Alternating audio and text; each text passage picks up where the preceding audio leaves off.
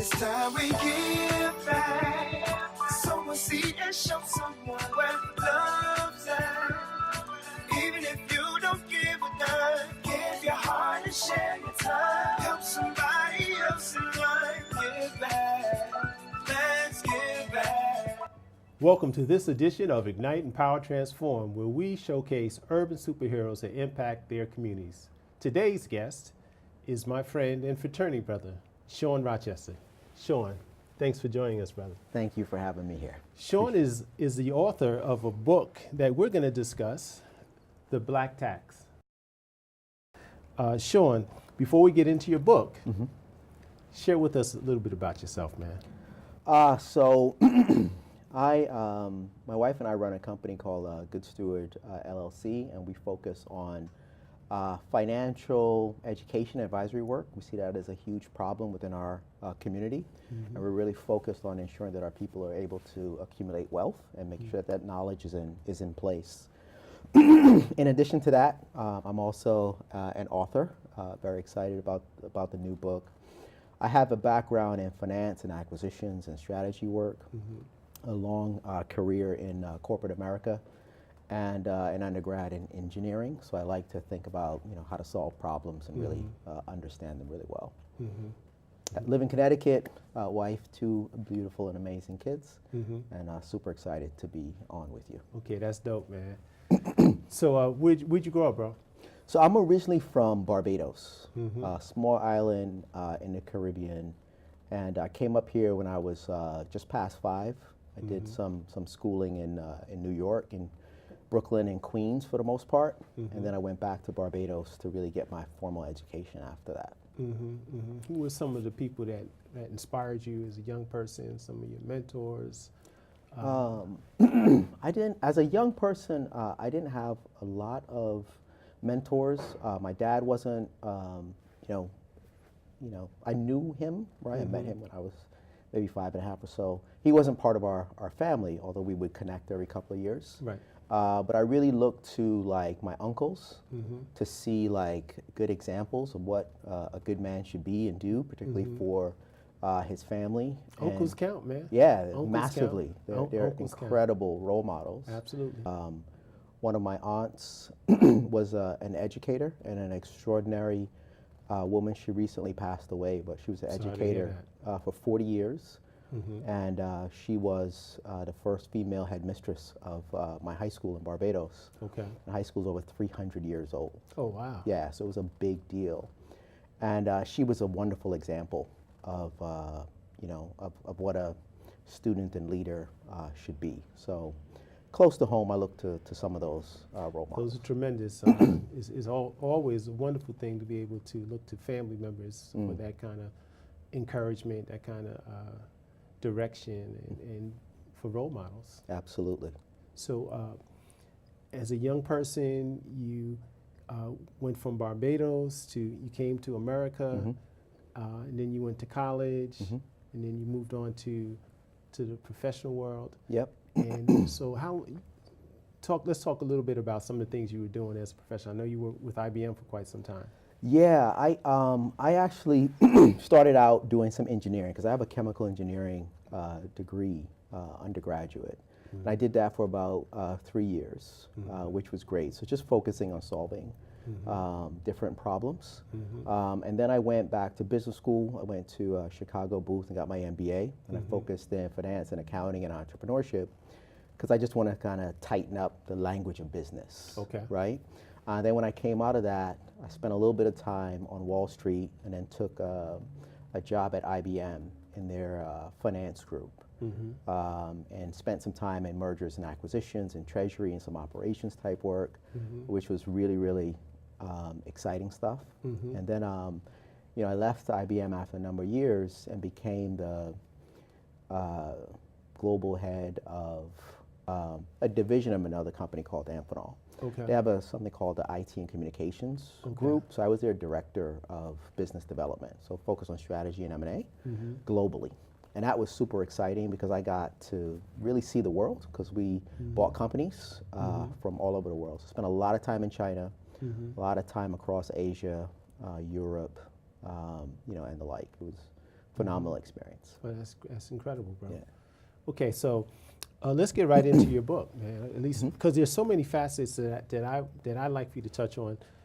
The first thing is share with our audience your concept behind C.P.R. because I know that's one of the things you first talk about as you open up your book.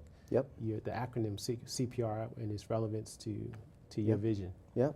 So there's a number of things that are impediments to wealth accumulation, right, within the Black community.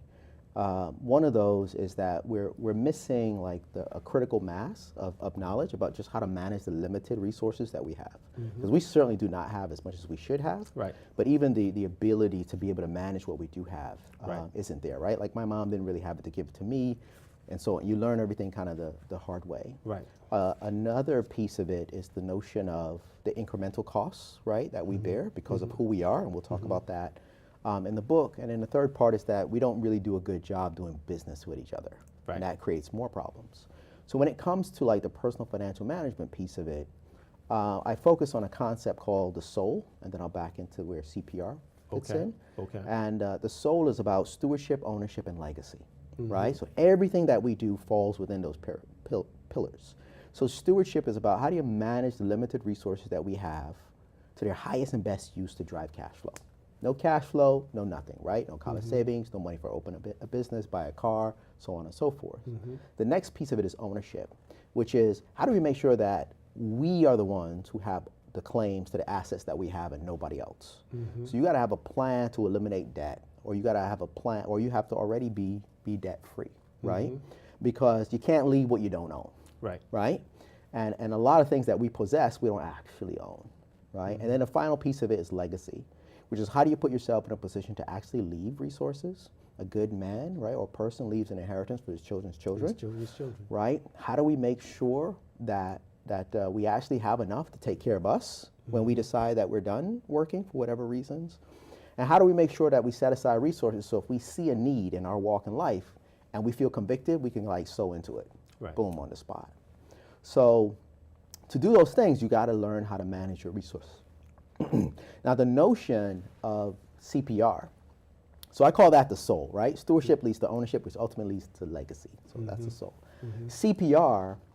stands for, it's an acronym that stands for a couple of different things. The C is our charge, right?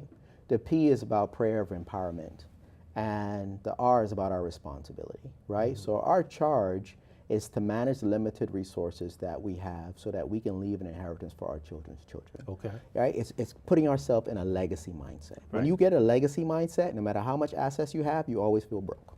Right? And that's the mindset, right? Because you don't think about spending principal, you think about spending what your money generates for you, right? So the first thing is to help us all understand that we have a charge and a purpose, right? The second thing is that this journey is really tough, right? So you need to have some kind of, prayer that we say during those times that are difficult. If you want to lose weight, it's easy to talk about, it's kind of hard to do because it's a lifestyle change. Correct. And we've got to make sure that we're making different choices. And that's kind of tough to do, particularly when other people seem to be enjoying life well, right? So we lean on our belief system for our prayer of empowerment to get us through that. And then responsibility is also just to ensure that. So that's the R. That's the R in C.P.R, right? Which is, it's a term that people use a lot, but I don't think fully understand. And responsibility means that what is desired by you is not as important as what is required by you. Right? That's a different level of understanding, right? It's like if you're the head of a household, if you're a king, if you're anybody who's leading, you understand that what you want is secondary to what is the needs of the people that you are leading, right? So what is required of you is more important than what's desired by you. Okay. So we got to make sure that we understand this concept of C.P.R. And I call it C.P.R. for the soul, right? Which is almost like resuscitating that energy so that we can manage our resources, maximize our assets, and actually leave an inheritance, right, for our children and their children. Okay, Shawn, we're going to have to take a quick break, and we'll be right back. Cool. This year, patriotism shouldn't just be about pride of country. It should be about love. Remember that to love America is to love all Americans. because love has no labels.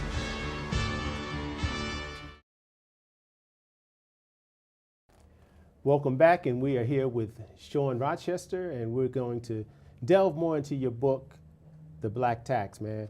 I see you signed my book, Enjoy Your Ph.D. Yep. So you want to talk to us about what is Ph.D., bro? So Ph.D. is an economic framework that stands for Purchase, Hire, Deposit in ways that create jobs, create businesses, and expand businesses in the Black community. The reason that Ph.D. is so critically important is because right now we're actually purchase, hire, and deposit. Okay. In ways that create jobs, create businesses, and expand businesses in the Black community. And the reason that's important is because we're missing 6 million jobs across the broader Black community. We're missing 1.4 million businesses with employees, with staff. While there's So let me just ask. So when you say we're missing, missing in what sense? we only have about 109,000 Black businesses that have employees. It's about 4% of all Black businesses total. Proportional to our population, we should have about 1.5 million of those businesses. And that tiny 4% generates about 70% of all revenues that Black enterprise generates. So they're super critical, right?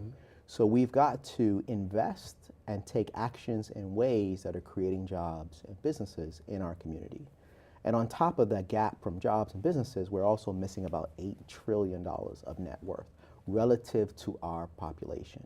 And it's those gaps that are driving most of the problems that we are observing. Okay, so you're talking numbers, and numbers are important. If we're talking offset, how numbers validate the position. Yep. It's not an emotional response. This is hardcore fact.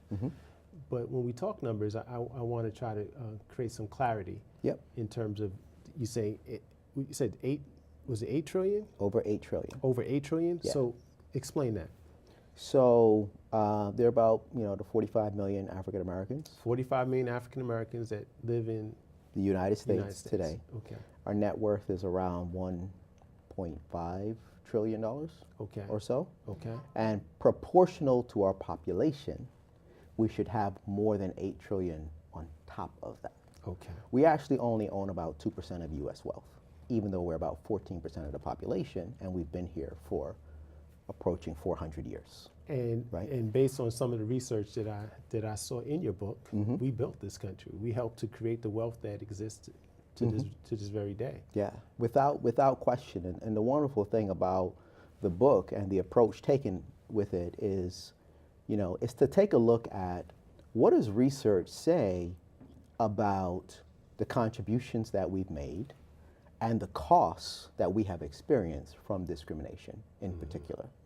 So in looking at that, I go back, and one part of the book, I do a look back to see what is the total cost of the historical discrimination against Black people. And part of that is understanding the cost of the labor extracted from Black people over a 250-year period, right? So this is the free labor we're talking about as a result of the slave experience or beyond? So that's just during the period of slavery. Just during the slave period. Right. Okay. And then when you come out of slavery, you have 75 years of Jim Crow. Correct. Right? And most people have some idea of what that is, but they don't really know what Jim Crow was, because it's not terribly descriptive, and they don't understand how it worked and how it extracted resources from Black people. And one of the things that we talk about is that slavery by definition is a 100% tax on your labor, right? So nothing you produce is yours, not even you or yours. So what is the sum total of that? And some researchers put the number at 24 trillion. Others put it closer to 97 trillion, right? So even if you assume the truth is somewhere over that in the middle, 250-year period? Over that 250-year period, wow, labor extracted from millions of Black people during that period of time. So if you look at an average of those two, you assume the truth is somewhere in the middle, you're talking about 50 trillion just from that period of time, right? And so that's in real, that's in today's equivalent. Okay, got you. And then, you know, something else, because some people will be astounded by the number. They'll be like, oh my God, like I never heard that before. And the data's in the book and where you can find it. But there's other things that you can price from that period, right? Like in 1860, there are 4 million black people who are in bondage. They're the most liquid asset in the country. They're open markets where you can buy and sell these people, right? So there's prices on folks. If you're old, young, able-bodied, male, female, there's a price. So when you look at what were those people worth, the number is astounding. It's close to $22 trillion. Wow. Right? So the idea there. So what you're doing is you're basically coming up with a market value. Yes. In today's for equivalent. human beings. Yes. For our ancestors, right? Because the idea is, you know, people say, look, it was a long time ago. It was tragic. But at some point, you guys just got to let it go and move on and just focus like everyone else. And I get when people say that. Right. The implication is that it wasn't a big deal. Right. Now, if it wasn't a big deal, it should be small numbers. Right. Right? Correct. If we lose maybe like $1.50 on our total wealth, probably not that big a deal. Right? You still want to lose it, probably not that big a deal. Right. You lose 4 million, Right. big deal. Right. Right? So when you go and you look at what was the cost extracted from these people, it's gargantuan, hard to conceive. When you look at, well, what was the value of those people? It's so large, you have to measure the value of those people in US wealth or national income. They were literally 50% of the full economic value of the South with just those 4 million people. Wow. It's a massive deal, right? And it helps people understand in a new way, like, wow, I didn't really understand how massive it was. And then you can start talking about, well, you know, what happened after that period? Because we're always taught that, yeah, bad things happen, but they came to an end. Right. And we started anew and fresh, and you could accumulate resources. Right. And if that's the mindset, I get it. It makes a lot of sense. Right. But people left with no resources. Right. They own about 0.17% of US wealth. Right? So you're starting with effectively nothing, and then you're moving into a period where there's even more discrimination, right? That's having a huge impact on your ability to accumulate wealth. But before we move into that next period, one of the things I also saw is that you researched the value of had we have received what was promised to us in terms of those 40 acres. Yeah. What that would equate to in today's dollars. Yeah. That was, so we all know and have heard about the 40 acres and a mule, right? And, you know, one of the questions is, what would that be worth today? Right. So you got 40 acres and 4 million slaves. So that's 160 million acres, right? It's massive. Right. If you wanted to look at 400 acres, you had to go up in a helicopter. So 160 million acres is just hard to conceive. But if you looked at what would that cost today, well, the average price of an acre is around $3,020. On the high end, it's $6,350. So that means that that 40 acres and a mule would be worth about $1 trillion today. Wow. And it would be producing about $90 billion of income today in today's equivalent. So when you put that into numbers, you get to see the amazing size of it, right? That never happened. It was never distributed. So what we're going to do is take another station break, and we'll be back with Shawn Rochester. Your son wants to get a cat, but you're allergic.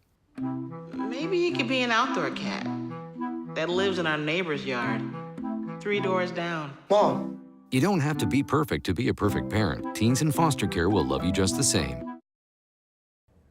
Welcome back to this final segment of Ignite, Empower, Transform, and we are on set with Shawn Rochester. And Shawn, the multi-trillion-dollar question. What is the black tax? So the black tax is the financial cost of discrimination against black people. Normally when we talk about discrimination, we tend to focus on like the injustice or the immorality associated with it. Right. What I wanted to do was focus on what is the financial cost, and more importantly, what does research say that cost is? Okay. Because if that cost exists, and it does, and it has a cash flow effect, and it does, then it reduces our ability to accumulate resources and to leave legacy for our children and their children. Right. Right.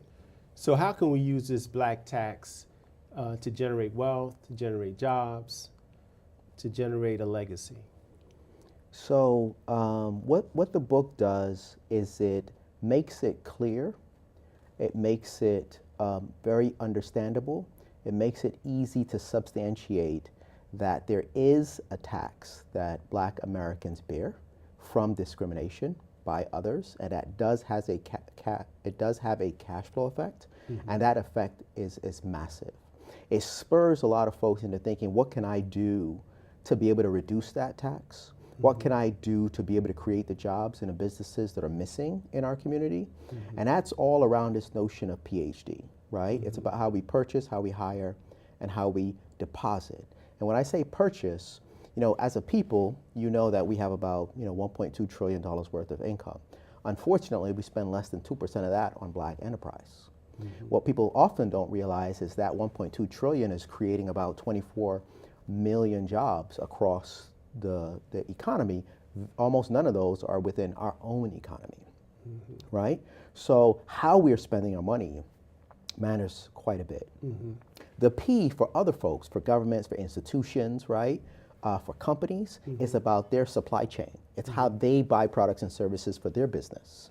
And they spend less than 2% of their total spend on Black enterprise also, right? And the idea is how, and the H is about the hiring process, which is, are we represented on their payroll? We're buying products and services from them, but are we reflected in their payroll in the appropriate way? Are they hiring us, right? And then the D is about how we deposit, where we put our resources. And a very small amount, 2% or so of our deposits are in Black banks. The vast majority of it is in every other bank. And most money in the US banking system, only $4 out of every 10,000 is actually in a Black bank. And it's those institutions that provide capital. So you said every $4 out of every 10,000? $10,000 in the US banking system is in a Black bank. And those banks are not in position to be able to supply the capital that our businesses need because we don't put our deposits in those institutions. So this notion of P.H.D is about how we're spending and then how we're encouraging others who we're doing business with to spend. So if you believe deeply in economic development for the Black community, just think about, where do you buy your car? Think about who provides your insurance. Think about who does your taxes. Think about who's your realtor. Think about, where do you buy so many of our really critical services? Who's working on your home? What contractor are you using? What electrician, what plumber, so on and so forth, right? Because if our demand is there, then it puts the pressure on a business to have to be able to hire to fill it. And that's what we want to happen. And we can't require other people to do what we don't do ourselves, right? So if people want to show you, hey man, I really, I'm interested in helping to create economic opportunities in the Black community. Then let's talk about, how is that person doing P.H.D? Is that corporation, is that institution, are we on the payroll? Are we in their supply chain? Are they buying from our businesses, right? Are they depositing in our institutions? It is critical to economic development that we have these three things. Those are actually the things that we admire most about other communities. You know, our Jewish brothers and sisters, our Asian brothers and sisters, our Latino brothers and sisters, right? Those tight, close networks, you know what they do? They do P.H.D. I'm just giving it a name, right? They purchase, hire, and deposit in ways that create jobs, create businesses, and expand businesses in their community. It's a wonderful thing. That's what they are doing. We need to be able to do the same thing. The book gives the information and the impetus to actually be able to want to do it, right? And that's a profound observation, clearly right on point. But I'm also thinking back to something I read where actually the cost of segregation, when we did live in the era of segregation versus integration, there was a cost there as well. Whereas prior to integration, we had a greater concentration of Black wealth, and there may have been a cost to integration. Yeah, there's a lot of challenges from the historical perspective, right? We were in positions where we did much more business with Black enterprise because we had to, right? And so we had thriving insurance industries, right? We had a lot of insurance companies and so on and so forth. When you moved out of desegregation, right, we did more business with everyone else. Right.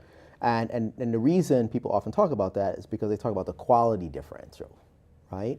But the quality differential is a function of the capital differential, right? So even in those times, like if you go back to 1950, the estimates are that for every dollar of capital that black people had, white people had $150.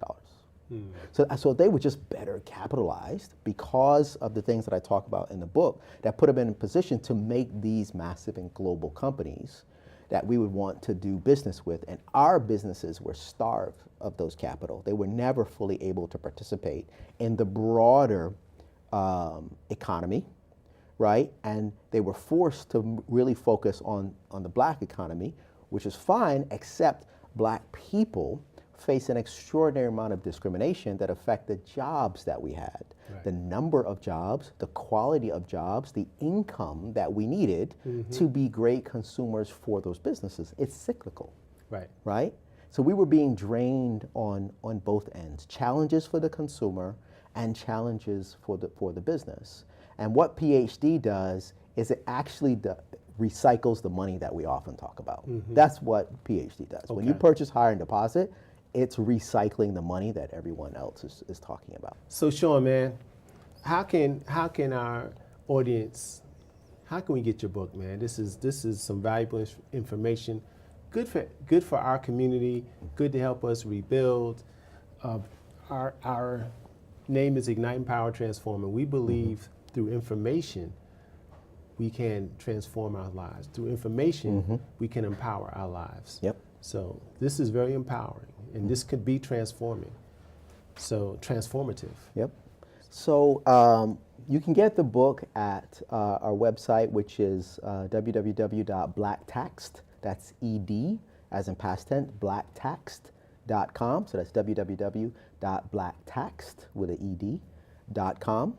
You can learn more about wealth building at our other website, which is goodstewardliving.com. One word, goodstewardliving.com. Okay, man. Well, we're going to have you back, brother, because we just got the tip of the iceberg with this one. And there's so much more information. And again, we empower our community with information, with knowledge, and through that knowledge, we will be transformative. So that's how, and this will ignite people, hopefully, through this kind of information. Absolutely. Thank you very much for having me on the show. Family. I appreciate it. Yes, sir. Thank you for joining us for this edition of Ignite, Empower, Transform. My name is Hosea James Givan II, and please remember, if it's in your heart, do your part. Today's help equals tomorrow's hope. I love our youth. Take care.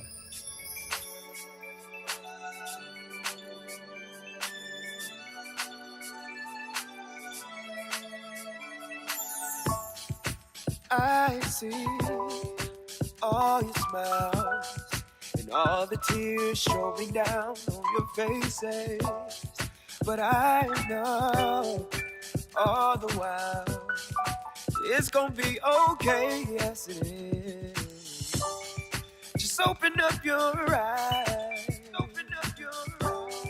The sun is soon to shine. The sun is soon to shine. Aim your arrow high and keep reaching for the sky.